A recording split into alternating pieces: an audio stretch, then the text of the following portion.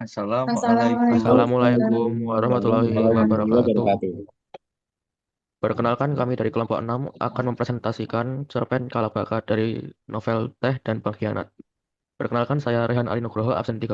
Saya Nini Ahmad Syaifulizar, nomor absen 4. Saya Satria Yuta Pratama, absen 32. Saya Safira Rahmigata, nomor absen 34. Bagian pertama, yaitu pernyataan dan kesimpulan. When, kapan peristiwa itu terjadi?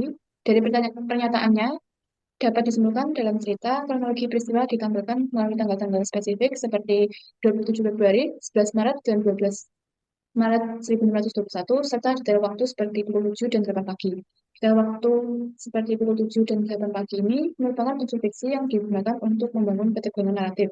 Namun demikian, periode tanggal-tanggal seperti 27 Februari, 11 Maret, dan 12 Maret 1921 adalah periode sejarah nyata dari invasi dan pembantaian yang dilakukan POC di Kepulauan Banda pada tahun 1921. Yang kedua, yaitu where, di mana peristiwa itu terjadi. Dari pernyataan where dapat disimpulkan dalam cerita seluruh rangkaian peristiwa berlangsung di lokasi-lokasi seperti Kepulauan Banda, Benteng Nassau di Naira, Lontor atau Banda Nira, dan Banda Besar atau Banda Api. Latar tempat ini memang ditampilkan sebagai bagian dari narasi fiksi, tetapi merujuk pada lokasi geografis, benteng, dan pulau yang benar-benar ada dan menjadi pusat sejarah penaklukan VOC di Kepulauan Banda. Yang ketiga yaitu siapa saja yang terlibat. Dari pernyataan Wu dapat disebutkan bahwa dalam cerita peristiwa ini melibatkan narator fiksi Hendrik Cornelis Alben beserta atasannya, Letnan Nicholas van Waret, tokoh pribumi utama Kalabaka, Maniasa atau Dirk Wallenberger, serta Jareng dan Gisbert sebagai karakter pendukung. Namun demikian, peristiwa ini dipimpin dan melibatkan tokoh-tokoh sejarah nyata yang tercatat dalam catatan kolonial, yaitu Gubernur Jenderal Jan Peterskun, Gubernur Bandar Martinus Sam, Frederick D. Houtman, dan Laksamana Verhoeven. Dan yang keempat, yaitu why, mengapa peristiwa itu terjadi. Dari pernyataannya dapat disimpulkan alasan konflik dalam cerita yang digambarkan melalui keluhan monopoli perdagangan pala, penolakan orang Banda, dan dendam pribadi Jan Pieterskoen untuk membalas kematian Verhoeven memang ditampilkan sebagai bagian dari nasib fiksi, tetapi merujuk pada motif sejarah nyata yang akurat dan menjadi penyebab ekspedisi hukuman VOC ke Banda. Yang kelima, yaitu apa peristiwa yang terjadi. Dari pernyataannya dapat disimpulkan dalam cerita digambarkan adegan heroik di mana Hendrik memukul Gubernur Song sebagai bentuk protes ketidakadilan. Adegan ini adalah fiksi dan tidak tercatat dalam sejarah. Sementara itu, peristiwa utama seperti penangkapan militer, pengepungan, pembantaian terhadap puluhan orang kaya Banda, serta pengusiran dan perbudakan penduduk adalah kejadian sejarah nyata yang menjadi inti dari tragedi kemanusiaan tersebut.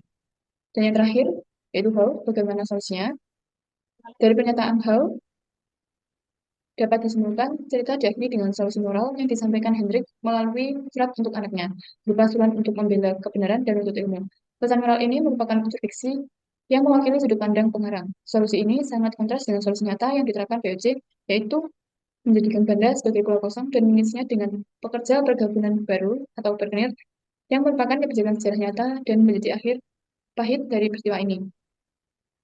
Dari pernyataan dan kesimpulan dapat ditentukan peristiwa sejarahnya, yaitu pembantaian dan penaklukan Kepulauan Banda oleh VOC pada 1621 di bawah pimpinan Jan Pieterskoen ketika pasukan Belanda menyerang Pulau Lontor dan Banda Besar untuk memaksakan monopoli perdagangan pala. Dalam peristiwa itu terjadi pengepungan, pembakaran desa, penangkapan dan perbudakan penduduk, serta eksekusi massal terhadap 44 orang kaya Banda yang menggambarkan kekejaman kolonialisme dan tragedi kemanusiaan besar yang menghancurkan kehidupan masyarakat Banda. Dan dari peristiwa ini dapat dibuktikan, yaitu Hal tersebut menyebutkan bahwa VOC berhasil mengkosongkan pulau utama terakhir di Kepulauan Banda pada tahun 1621. Hal ini menunjukkan bahwa tahun 1621 menjadi periode kritis di mana VOC menyelesaikan pendudukan dan pengosongan sistematis atas seluruh Kepulauan Banda. Dari artikel tersebut menyebutkan bahwa ketika Kaun tiba di Banda pada bulan Februari 1621, hal ini menunjukkan bahwa bulan Februari 1621 merupakan periode kritis di mana VOC mulai melaksanakan rencana penguasaan dan pengosongan Kepulauan Banda secara sistematis. Dari artikel tersebut menyebutkan bahwa pada bulan Maret dan April 1621 muncul rencana untuk mengusir seluruh penduduk Banda. Hal ini menunjukkan bahwa pada bulan Maret hingga April 1621 telah direncanakan kebijakan sistematis untuk mengkosongkan Kepulauan Banda dari penduduk aslinya. Dari artikel tersebut menyebutkan terjadinya perubahan kebijakan VOC dari rencana depopulasi tahun 1615 menjadi penaklukan penuh pada tahun 1621.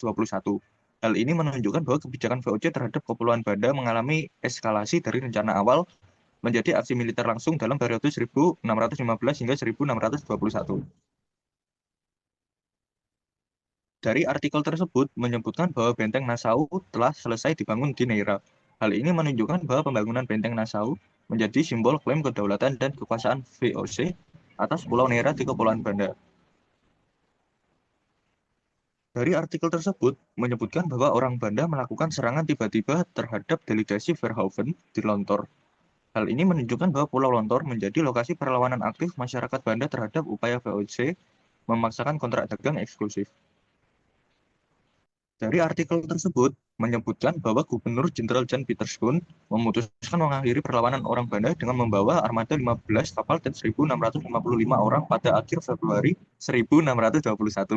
Hal ini menunjukkan bahwa Kun secara personal memimpin operasi militer untuk menaklukkan Kepulauan Banda secara menyeluruh.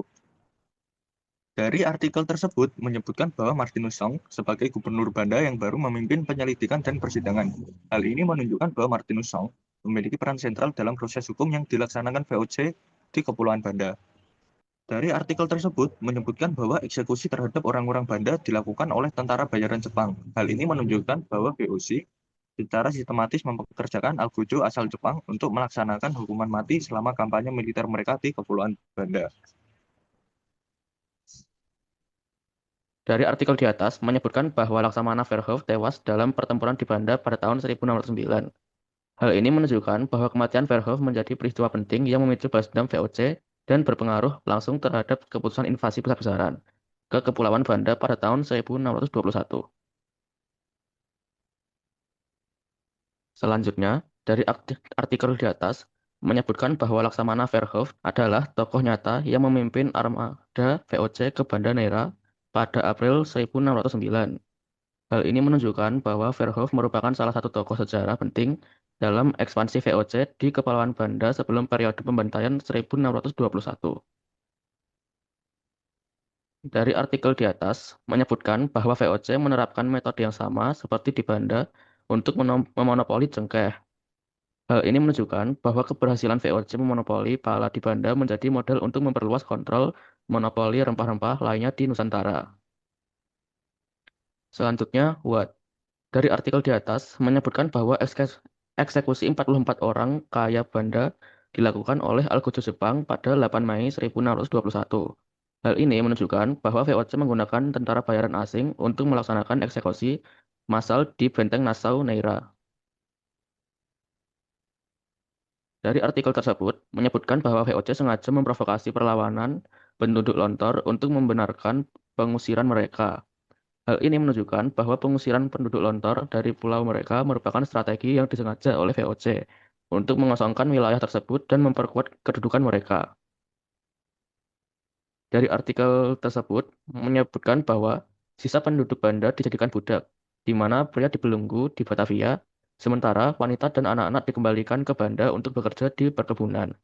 Hal ini menunjukkan bahwa VOC menerapkan sistem perbudakan secara terorganisir dengan membagi dan memanfaatkan tenaga penduduk berdasarkan gender dan usia untuk kepentingan ekonomi mereka. Terakhir, dari artikel tersebut menyebutkan bahwa ratusan orang Banda yang melarikan diri ke hutan berhasil ditangkap oleh patroli Belanda. Dengan 476 orang tertangkap pada pertengahan Juli, sebagian memilih bunuh diri dengan melompat dari tebing.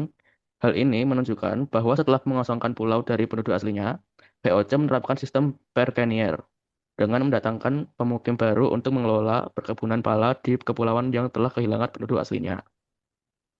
Dan selanjutnya di bagian gambar-gambar. Yang pertama, ada gambar ilustrasi pembantaian 44 orang kaya. Yang selanjutnya ada dua tokoh yang terlibat dalam cerita Kalabaka. Yang pertama adalah Willem Verhoef dan Jan Pieterszoon Koen.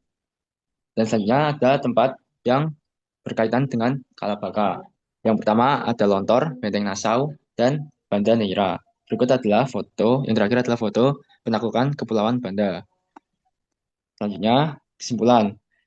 Cerita Kalabaka berlandaskan peristiwa nyata pembantaian Banda tahun 1621 oleh VOC di bawah Jan Pieterszoon Koen.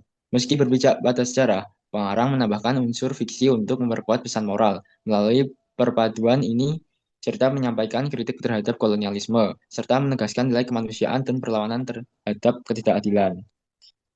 Kita lanjut ke daftar pustaka. Pada bagian daftar pustaka, kami menggunakan 3 sumber, yaitu yang pertama, Udovich A.L. 1971, The Economic History of the Middle East of North Africa in the Middle Age. Yang kedua, dari Westfries Museum 2021, The Disaster Year 1672, A Republic in Danger. Yang terakhir, Mediamatic TT Fort Nassau 1646. Sekian presentasi dari kami. Kurang lebihnya mohon maaf. Wassalamualaikum warahmatullahi wabarakatuh.